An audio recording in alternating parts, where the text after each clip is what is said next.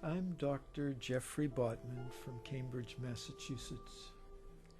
I've been practicing hypnosis for more than 25 years, using it to help clients like you achieve a variety of goals that include coping with provocation, tolerating frustration, coming to grips with disappointment, and yes, managing anger. Now, let your mind wander as you hear my voice. That's not too much to ask, is it? You might hear my voice as once you heard sung, "Happy birthday to you," when you were a young child at a party thrown just for you. Or even as you might hear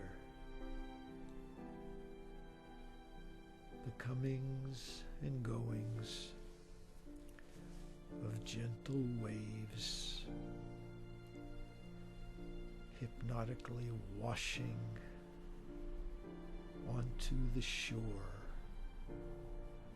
of a tropical island beach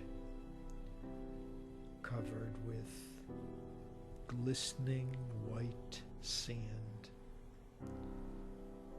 beneath clear blue sky. After all, memory can be a funny thing, can't it? You may vividly remember this trivial event or that one, and remember it as though it was amongst the most significant events of your entire lifetime. You don't try to remember it that way. You haven't decided to remember it that way. You just do. And that memory stays with you that same way until it loses entirely the sense of significance it carried previously. And now you're going to remember it only in the vaguest of terms, without caring a hoot or giving a holler about it one way or the other. What compels your attention and stirs your emotion and absorbs your energy right now, and what doesn't, can change too. It can change from 1 month to the next. It can change from 1 week to the next, from 1 day to the next, 1 hour to the next, 1 minute to the next. You don't decide to change it. You don't try to change it. You don't know why it changes, nor do you know how it changes. All you know is this: what compelled full attention and stirred strong emotion and absorbed total energy sometime before seems utterly uninteresting and thoroughly bland and completely boring now. I happen to remember watching bamboo shoots along the edge of the driveway one early spring morning in Chapel Hill, North Carolina, where I was a graduate student in clinical psychology, where I learned the practice of hypnosis. How easy it really is to drift deep into trance, deep not as the conscious mind would have you understand, but really deep as the unconscious mind understands. And I recall thinking, as I stood there in the driveway, that nothing ever stays the same. And knowing that bamboo really is known for rapid growth. And the more I watched, the more nothing happened. No change in color, no change in size, no change in shape, no change in position. I gave up all hope of anything whatsoever happening.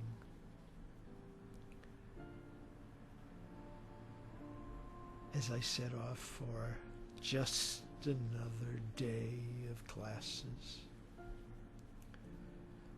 And when I returned late that afternoon, imagine my astonishment.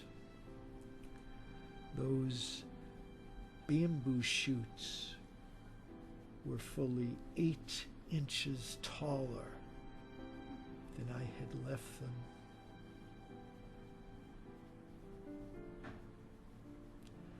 And I was convinced that nothing whatsoever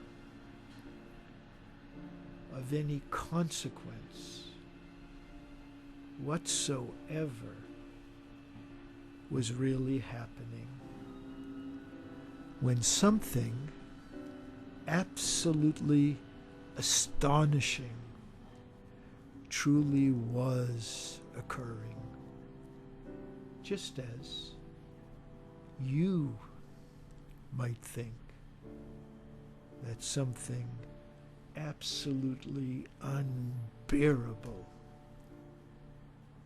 is really occurring when nothing whatsoever of any consequence really is happening.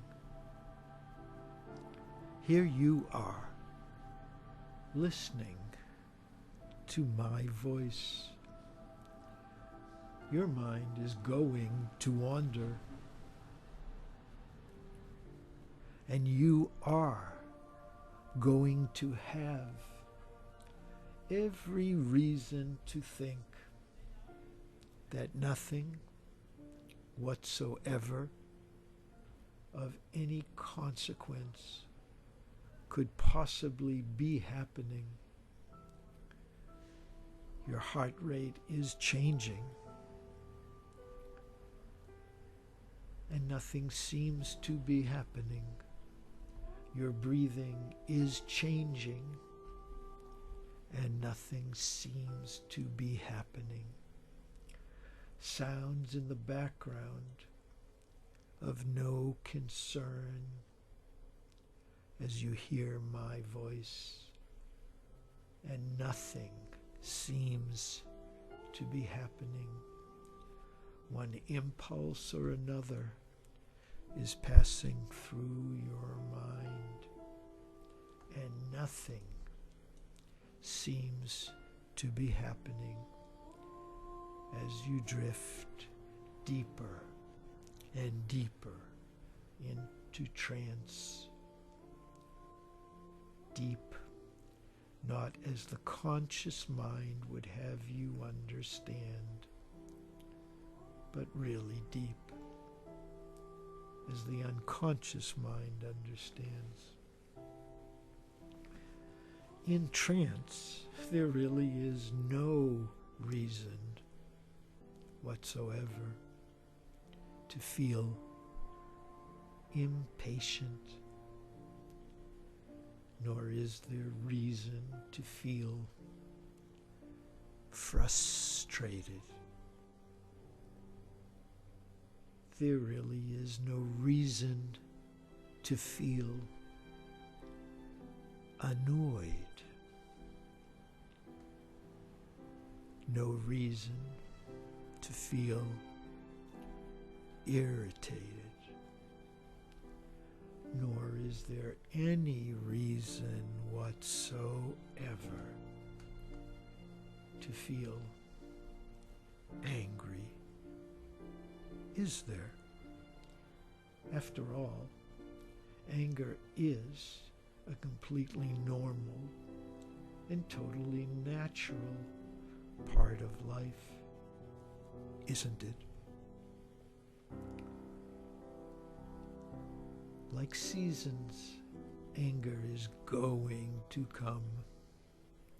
And like seasons, anger is going to go. And that's just the way life is, isn't it? Your anger might come sooner, and your anger might go later. But it could just as easily come later than you would have expected, and go sooner than you could ever have imagined, when nothing of any real consequence whatsoever is actually happening. Despite this feeling or that feeling, despite this thought or that thought, despite this impulse to act this way or that impulse to act that way. Of course, you can always get angry all you want about this, and get angry all you want about that. No reason for you to insist that I stop you, when nothing of any real consequence whatsoever is actually happening. When nothing is actually happening that's really worth bothering about. You felt uncomfortable before, and you've felt uncomfortable over feeling uncomfortable before. Just as you've experienced anger before, and even felt angry over feeling angry. And you've been tired before without knowing what it was that tired you out, just as you've experienced anger before without remembering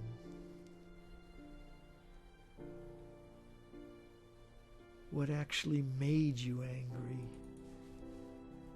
in the first place. And you've been hungry before without realizing that your stomach was growling, just as you've been angry before without realizing that you were angry at all, when nothing of any real consequence whatsoever was about to happen, when nothing was about to happen that's worth bothering about.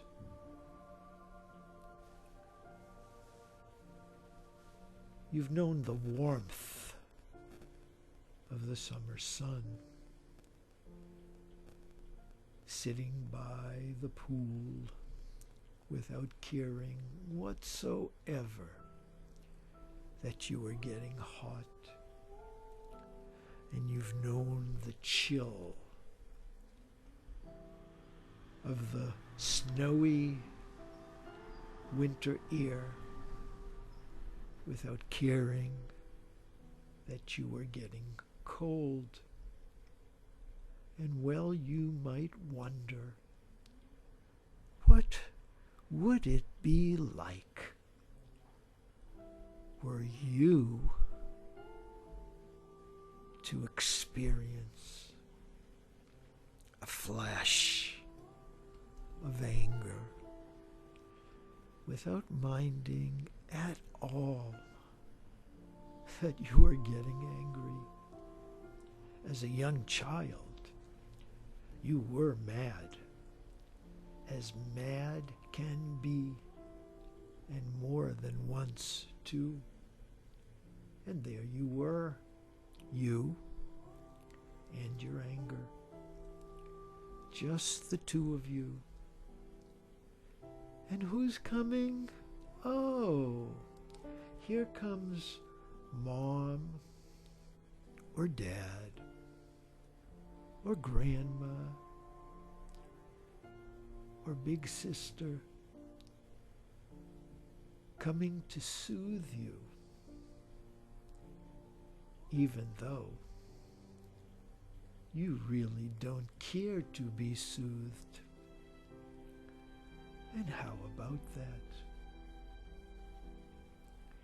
Your anger is already fading away,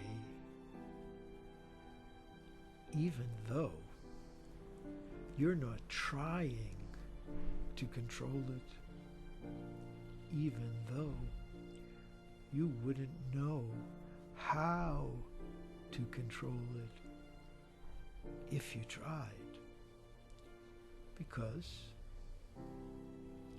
there's really no reason to control it when nothing of any real consequence whatsoever is actually happening, when nothing is actually happening that's really worth bothering about. Maybe there were times when you enjoyed being angry. You know that because you have been angry before. And you know that because anger is a natural part of life that does come and does go. You don't need anyone to tell you that. nor do you need anyone to tell you to count to 10, nor anyone to tell you to breathe deeply, nor anyone to tell you you're strong and in control, nor anyone to tell you to walk away, nor do you need anyone to tell you that this particular fight or that particular argument is not at all worth having, when nothing of any real consequence whatsoever is actually happening, when nothing is actually happening that's really worth bothering about. Nor do you need me to tell you that you can keep right on feeling calm when others around you are losing their heads. Sure, you yelled as a child. That doesn't mean that you have to yell now. Of course, you threw this or that as a child. That doesn't mean that you have to throw anything now. Sure, you pushed as a child. That doesn't mean that you have to push now. When nothing of any real consequence whatsoever is actually happening, when nothing is actually happening that's really worth bothering about. Because the lasting satisfaction that comes from an abiding sense of inner peace outweighs by far any momentary relief that comes from an explosive release of intense anger. You'd be absolutely right to insist that other people have hurt your feelings with an unkind word, an unkind gesture,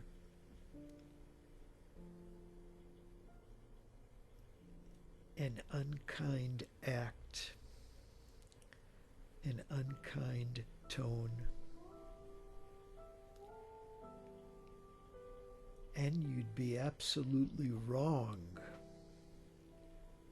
not to realize that no one can hurt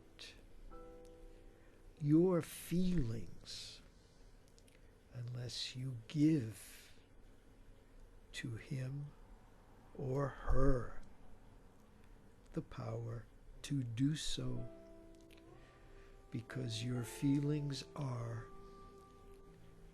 uniquely your own. Wouldn't you chuckle to yourself if a toddler were to yell to you that he didn't eat the ice cream you plainly see on his lips? I bet you would, because you do know that hurt feelings really are just a normal part of everyday life. No matter who is or is not out to provoke you, no matter how hard someone tries or doesn't to hurt your feelings. And every child who knows his fingers from his toes and his ears from his nose also knows from personal experience that you can't hold on to anything forever. Whatever you're holding on to, eventually you have to let it go. The grains of sand you were clutching as a young child do flow through your fingers. The crushed ice you were savoring as a young child does melt in your mouth. The toy you wanted yesterday is no longer a toy you care to have today. And the thought that's absolutely absorbing your energy and attention right now is going to recede into a corner of your mind, because consciousness, not unlike either air or water, is a fluid entity constantly in motion. The strongest of feelings do fade with the passage of time, don't they? The anger you feel today is different from the anger you felt yesterday. The anger you could be feeling now is different from the anger you were not feeling 10 minutes ago. And the anger you might feel tomorrow is different from the anger you might not have felt 2 years ago on a Tuesday.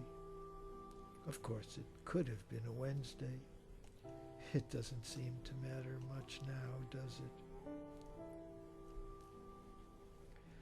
And as you listen to my voice, with this thought passing through your mind and that thought passing through your mind, it really is okay, isn't it?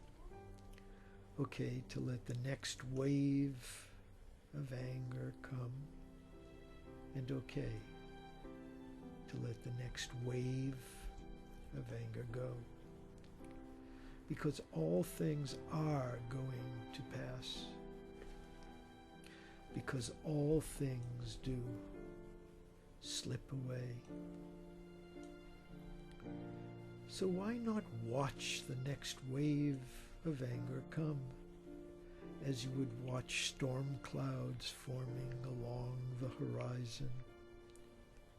And why not watch the next wave of anger go, as you might watch a hard rain falling during a summer downpour? As a child, you watched big ocean waves rising and falling, coming and going, rolling in and retreating away. And there you were, wondering, Are those waves coming, or are those waves going? And the more closely you watch, the harder it is to tell, isn't it? And nothing of any real consequence whatsoever is actually happening. And nothing is actually happening that's really worth bothering about whatsoever. And as you hear my voice, the present is receding into the past, and the future is flowing into the present, and the person you have been is changing into the person you are going to become.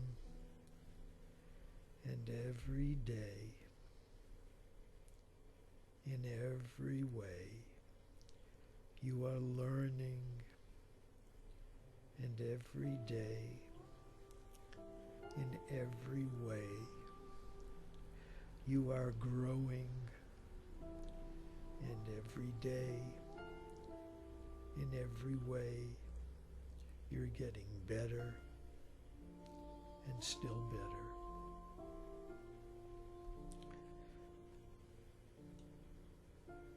As you drift deeper and deeper, deeper and still deeper, still deeper, not as the conscious mind would have you understand, but still deeper as the unconscious mind understands.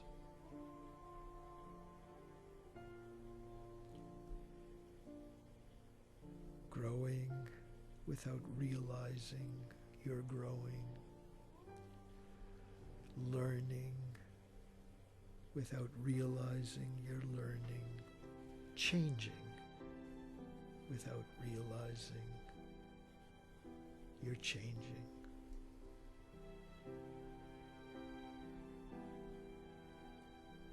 Now, take a full minute of clock time. All the time in the world. And prepare yourself, really prepare yourself in your own way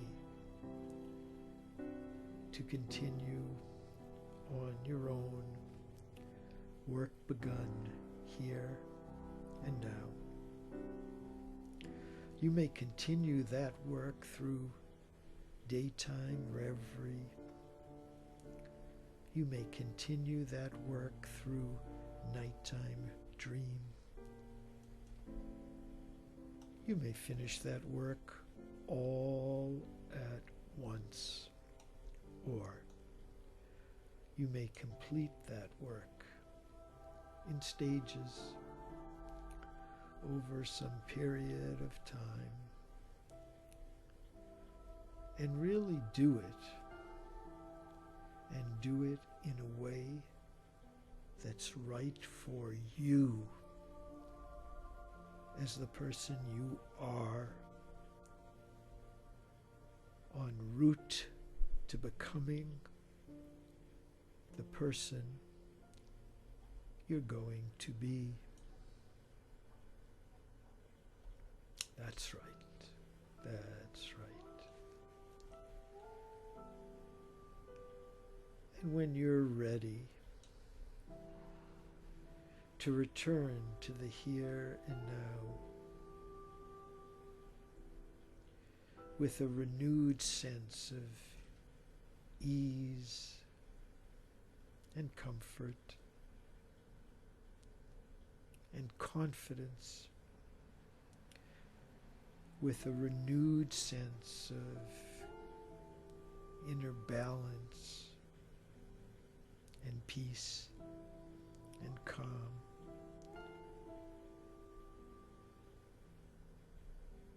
You can count backwards to yourself from 5 to 1 before opening your eyes, feeling alert refreshed. Of course, you won't feel fully alert and fully refreshed until after you've opened your eyes and stretched.